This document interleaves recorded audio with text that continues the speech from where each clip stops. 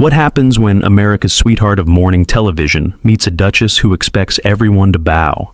On a bright Tuesday morning in Manhattan, the cozy set of Live with Kelly and Mark became the unlikely battleground for one of the most stunning confrontations in daytime television history. Kelly Ripa had spent over 2 decades making guests feel welcome, comfortable, and at ease. She'd interviewed presidents, movie stars, and royalty with the same warm, relatable energy that made her a household name. But she'd never encountered anyone quite like Meghan Markle, a woman who walked into the studio expecting adoration and walked out leaving chaos in her wake. Within 20 minutes, the laughter would stop, the smiles would fade, and millions of viewers would witness something they'd never seen before. Kelly Ripa pushed past her breaking point. This is the story of the interview that shattered the illusion and revealed what happens when entitlement meets authenticity.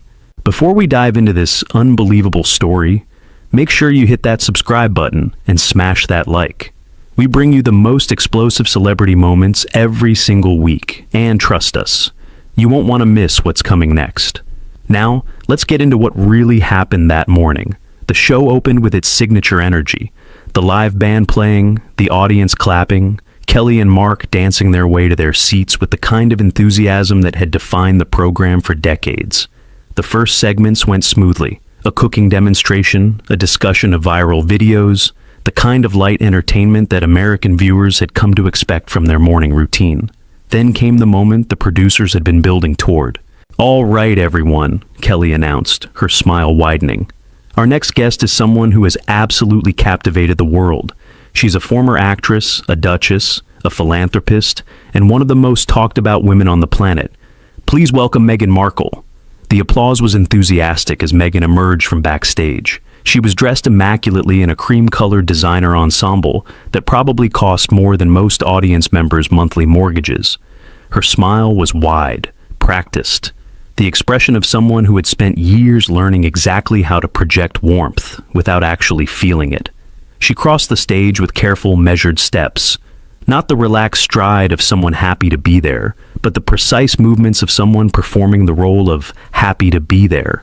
Kelly rose to greet her with a warm hug. "Meghan, thank you so much for being here. We're so excited." "Thank you for having me," Meghan replied. And there was something in her tone, a certain flatness beneath the pleasantries, that made Kelly's producer instincts tingle with warning. Mark offered his own greeting as everyone settled into their seats. The audience applauded again, and for a moment, everything seemed normal. It wouldn't last.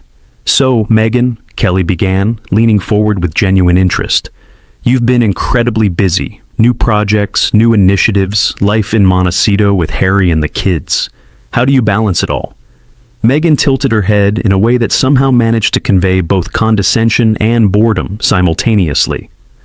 "Well, Kelly, balance is really about priorities, isn't it? When you know what matters, truly matters, everything else just falls into place. I've always had that clarity. Not everyone does." The subtle dig hung in the air. Kelly's smile remained in place, but her eyes flickered almost imperceptibly. "That's a great perspective," Kelly said smoothly. "I think a lot of working moms struggle with that clarity. Any specific advice for them?" Meghan laughed, a light dismissive sound. "Advice? I think everyone's journey is different.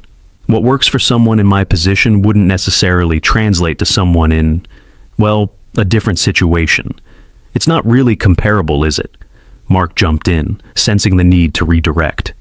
"Speaking of your position, you've been doing some amazing work with your foundation. Tell us about that." "The foundation is doing exactly what we intended it to do," Meghan said, her voice taking on a slightly lecturing tone. "We're addressing issues that actually matter: mental health, women's empowerment, children's welfare, the kind of substantive work that doesn't always make headlines but changes lives." "That's wonderful," Kelly said. "Can you tell us about a specific program or initiative that you're particularly proud of?" Meghan's eyes narrowed slightly as if the question was somehow offensive. "I'm proud of all of it.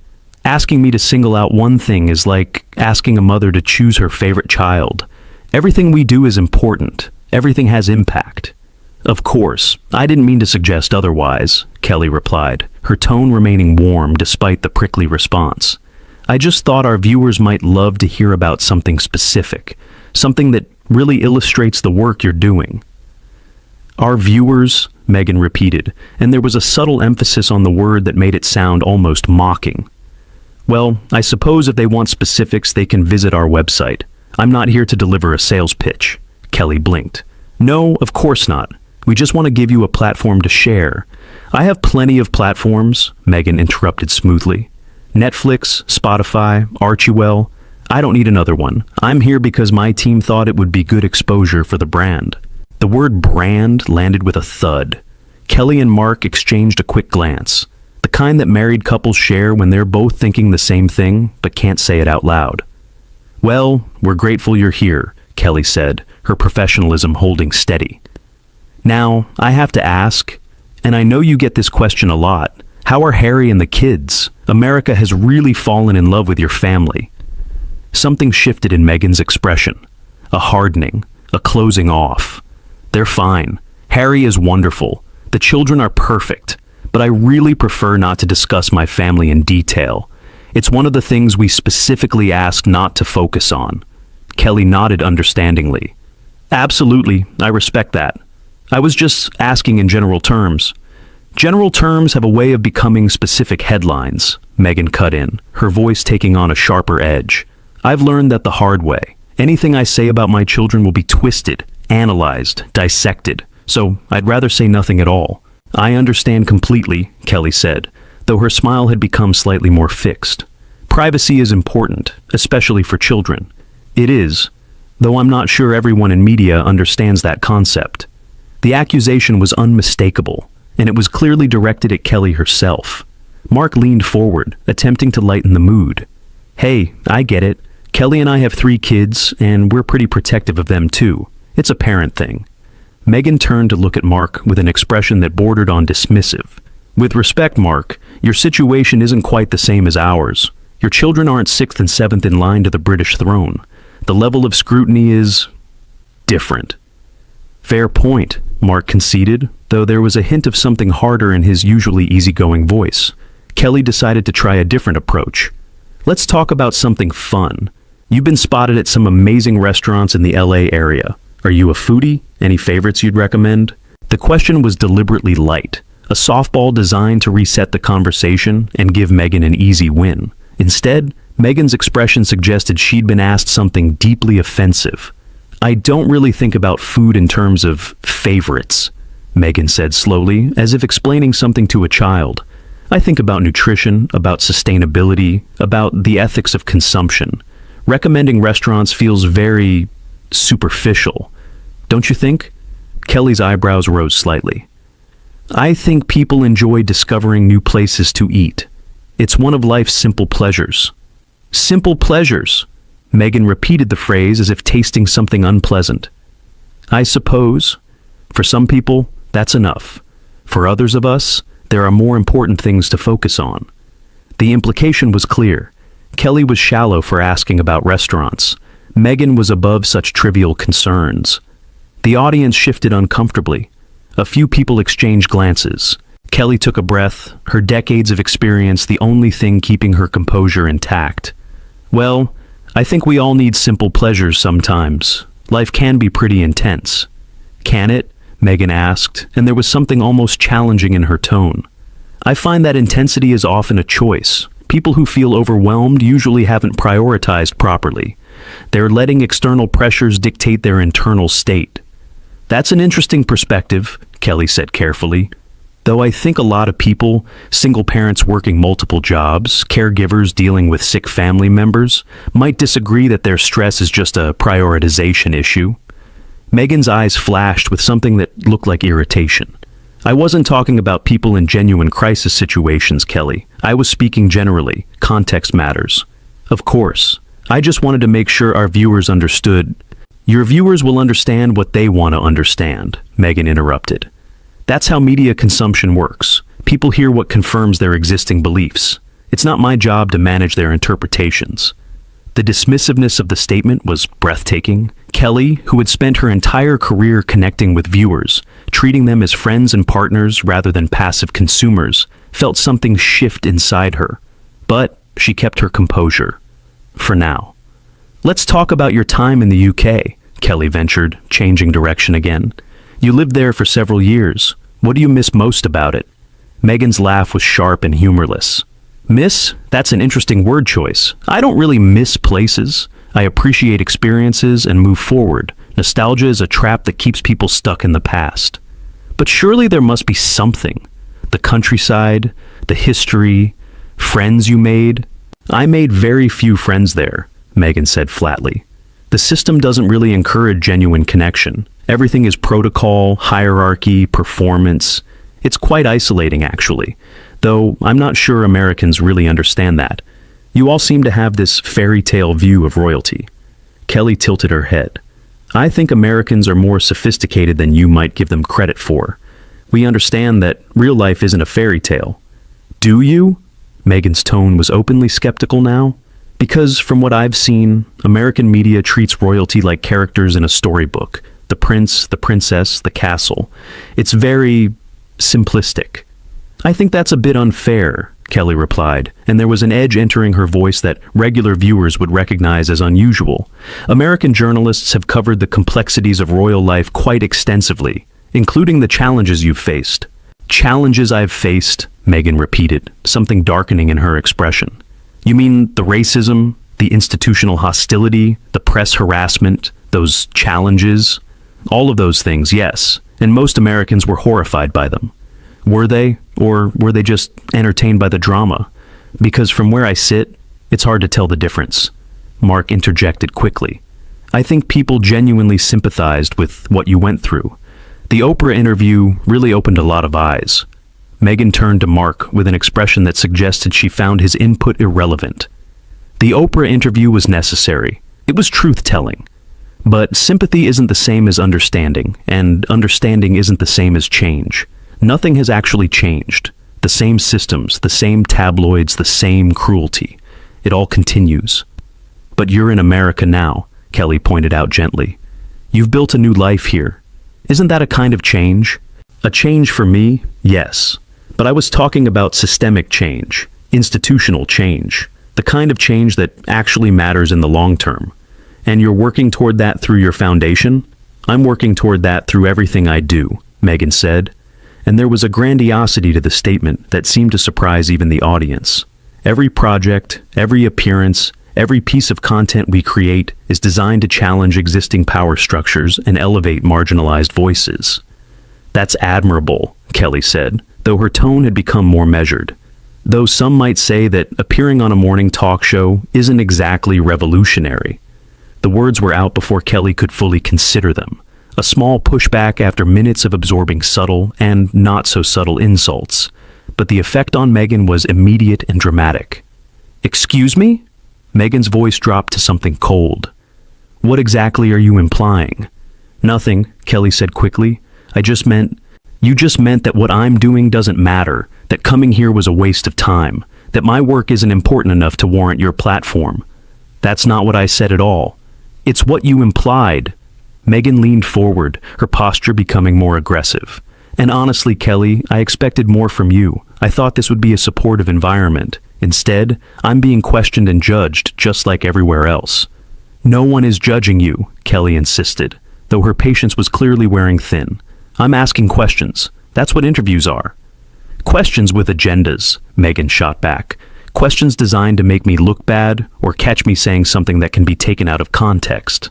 I asked you about restaurants, Meghan. I'm not sure how that could be taken out of context.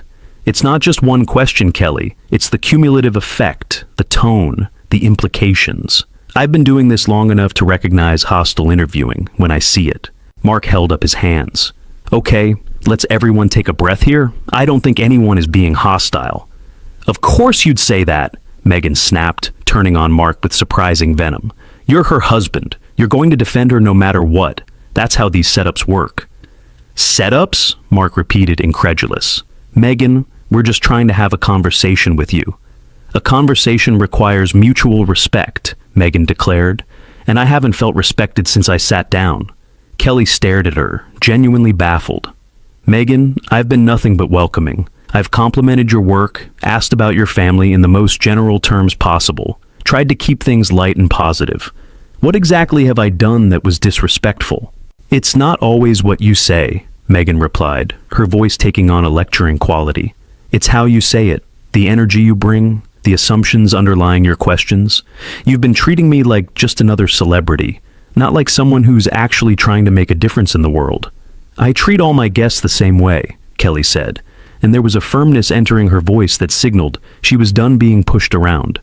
With respect and interest. If that's not enough for you, I'm not sure what would be. Genuine engagement would be enough, Meghan said. Not these surface-level questions about restaurants and balance. Not this desperate attempt to keep things light. Maybe actually asking about the issues that matter to me. I asked about your foundation, multiple times. You refused to give specifics. Because I shouldn't have to justify my work to you. The work speaks for itself. Then what do you want to talk about? Kelly asked, her frustration finally becoming visible. Because I've tried every topic I can think of, and you've shut down each one. Maybe I want to talk about why American media is so obsessed with celebrity and so disinterested in substance. Maybe I want to discuss the systemic issues facing women of color in entertainment. Maybe I want to have an actual intellectual conversation instead of this fluff. The word fluff landed like a slap. Kelly had built her career on this show, on creating a space that was warm and welcoming while still being smart and relevant. Being dismissed as fluff by someone who had accomplished far less was more than she could tolerate. You know what, Meghan? I've hosted this show for over 20 years. I've interviewed thousands of people, Nobel Prize winners, world leaders, ordinary people doing extraordinary things. And I've treated every single one of them with the same respect and curiosity. The fact that you've decided to interpret my hospitality as hostility says more about you than it does about me. The audience gasped softly. This was not the Kelly Ripa they were used to seeing, not the warm, friendly host who made everyone feel comfortable. This was a woman who had been pushed too far and was finally pushing back. Meghan's face flushed. I can't believe you're speaking to me like this, on live television. You've been speaking to me condescendingly for the last 15 minutes, on live television. I'm simply responding in kind. Condescendingly, I've been honest, there's a difference. No, you've been rude, and then you've called your rudeness honesty to justify it. That's a very convenient definition of truth. Mark looked between the two women, clearly unsure whether to intervene or let this play out. The producer in his earpiece was frantically telling him to do something, but what exactly was there to do? Meghan stood up abruptly, her chair scraping against the floor. I don't have to sit here and be insulted. You haven't been insulted, Kelly replied, standing herself. You've been treated exactly like every other guest who sat in that chair. The only difference is that you expected special treatment and didn't get it. Special treatment? I expected basic courtesy. You received basic courtesy. What you wanted was deference, and I don't defer to people simply because of their titles or their marriages. The mention of her marriage seemed to strike a nerve. Meghan's eyes flashed dangerously. Don't you dare bring Harry into this. I haven't mentioned Harry once in this entire conversation. You're the one who keeps bringing him up. Because everything I do is filtered through him, through the royal family, through this narrative that I'm somehow defined by who I married. I am my own person, Kelly. I had a career before Harry. I had accomplishments. I know you did, and I was looking forward to talking about them. But you've spent this entire interview being defensive about things I haven't even mentioned. Meghan grabbed her purse from beside her chair, her movements sharp and aggressive. This was a mistake. Coming here was a mistake. I should have known that American media is just as toxic as British media. American media has been overwhelmingly supportive of you, Kelly pointed out. Oprah gave you 3 hours of unchallenged airtime. Ellen had you on multiple times. Every magazine profile has been glowing. If that's toxic support, I'd hate to see what toxic criticism looks like. You don't know anything about what I've faced, Meghan said, her voice rising. You sit here in your comfortable studio, with your comfortable life, asking your comfortable questions, and you think you understand struggle? You don't. You can't. You're right. I don't know your specific struggles, but I've never claimed to. All I've done is try to have a conversation with you, a conversation you've made impossible at every turn. Because your idea of conversation is just asking me to perform, to be entertaining, to give you sound bites you can replay. My idea of conversation is two people talking to each other with mutual respect. You've shown me none. Meghan turned toward the exit, then spun back around, pointing at Kelly with a trembling finger. You're going to regret this.